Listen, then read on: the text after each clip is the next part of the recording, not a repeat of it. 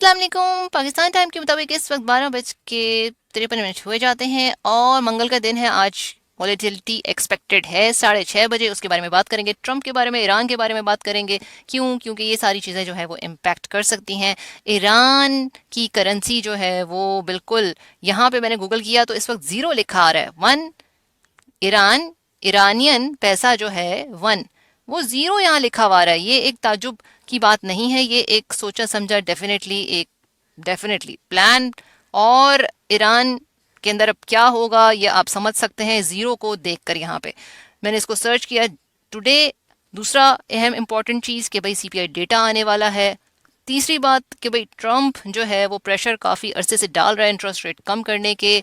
ठीक है, ये भी आपको अच्छे से पता है कि ये जो बंदा है ये फेडरल रिजर्व के ऊपर, जेरम पॉल साहब जो हैं उनके ऊपर काफ़ी अरसे से डाल रहे हैं प्रेशर कि भाई इंटरेस्ट रेट कम करो कम करो कम करो।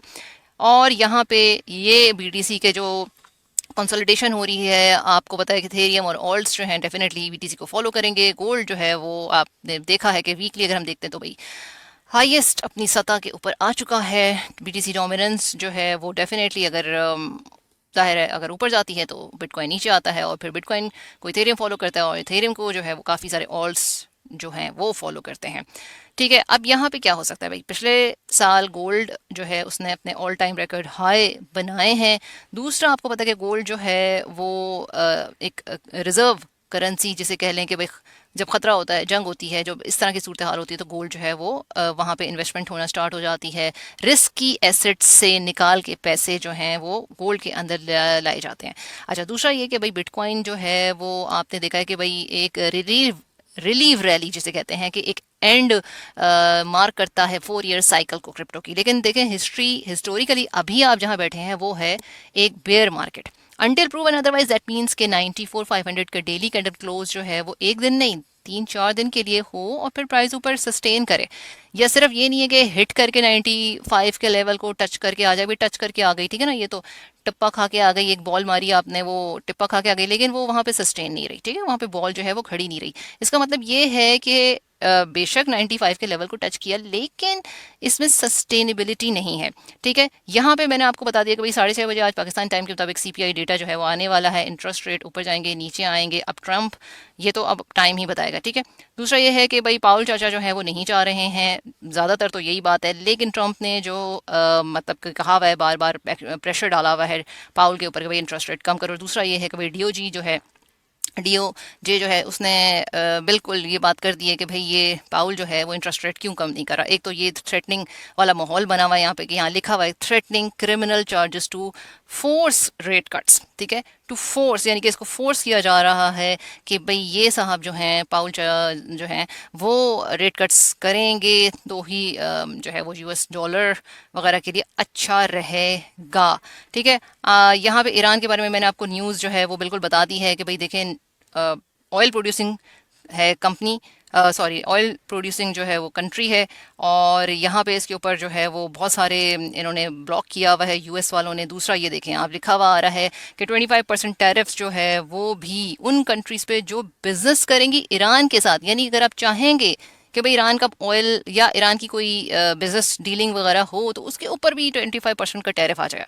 तो इतनी सख्त कड़ी जो है वो इस वक्त पाबंदियां जिसे कहने के लगा दी हैं, और ईरान के अंदर जो है वो इस वक्त मुजाहरे हो रहे हैं।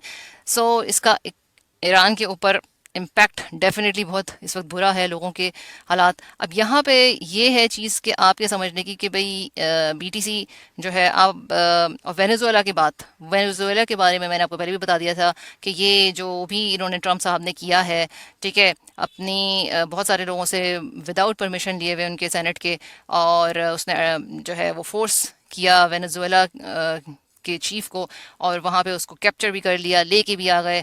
सो मतलब एक दादागिरी, इस वक्त एक माहौल दादागिरी का चल रहा है जो ट्रंप के अंडर है। और ये दादागिरी कब तक चलती रहेगी, क्या लोग सोच रहे हैं इसके बारे में। बहरहाल यहाँ पे बीटीसी में आपको मैं बताती चलूँ कि भाई कंसोलिडेशन हो रही है। जब तक 94 का लेवल नहीं ब्रेक होगा तब तक कि आप 94,500 का लेवल डेली कैंडल क्लोज, ठीक है। और यहाँ पे जो अच्छी सपोर्ट है वो 89 की है इस वक्त 89 अगर ब्रेक होता है तो देन आपके पास अच्छा है 85 500 का लेवल है, अच्छा 83 का लेवल 100 जो है 500 का लेवल जो है वो अच्छे सपोर्ट्स हैं। ये भी ब्रेक हो जाते हैं तो आप 79 तक आ सकते हैं। 79 से नीचे की डेफिनेटली बिल्कुल विक लग सकती है, 74 75 तक की एक विक जा सकती है, इसलिए अपने स्टॉप लॉसेस जो हैं वो लगा के रखें। आपको अक्टूबर 10th जो ट्रंप की ट्वीट की वजह से प्रॉब्लम्स हुई थी, जो एक्सचेंजेस हैंग हो गए थे जिसमें लोगों के स्टॉप लॉसेस तक मतलब हिट नहीं हो सके, ये सारी चीज़ें, और वॉलेट्स बिल्कुल लिक्विडेट हो गए लोगों के।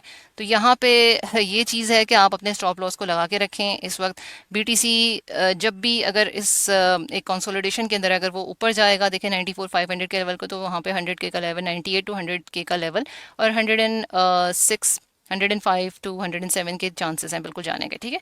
और अगर जो है वो बेरिश मतलब कि बेयर मार्केट में तो आप हैं हिस्टोरिकली, लेकिन ये रैली पहले नहीं आई तो फिर डेफिनेटली ये नीचे जाएगा। इन दोनों में से कोई एक चीज़ होगी, लेकिन ये प्रिडिक्ट करना इसलिए इतना आसान नहीं, क्योंकि ये जो मामला होने के भाई लिक्विडिटी भी ऊपर है, लिक्विडिटी नीचे भी हो रही है, दूसरा यहाँ पे जो है वो किसी एक दिन जाहिर है आपको बताया बगैर, आपको बताया तो नहीं गिरेगा ना, या ऊपर तो नहीं जाएगा बीटीसी।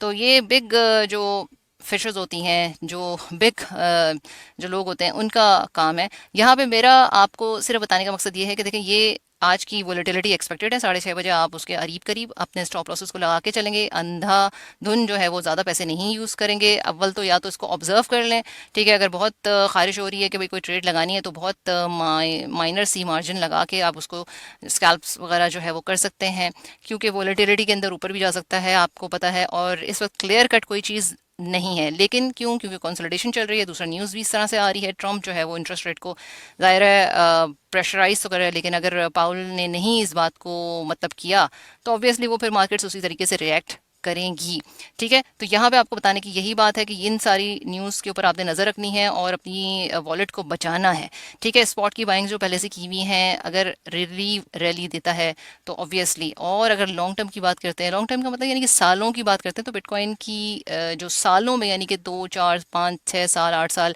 के अंदर वर्थ बिल्कुल है, ठीक है।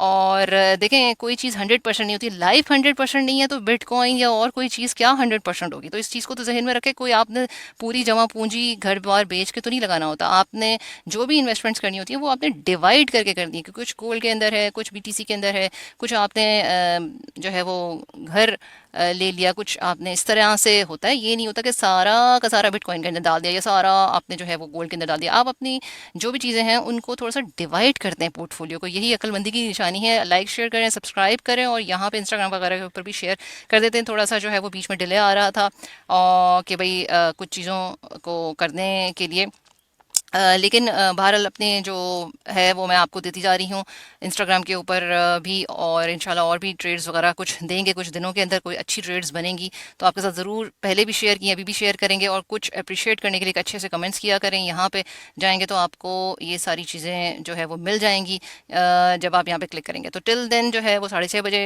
अगर कोई अपडेट होगी तो आपको दे देंगे। टिल देन अल्लाह हाफिज़।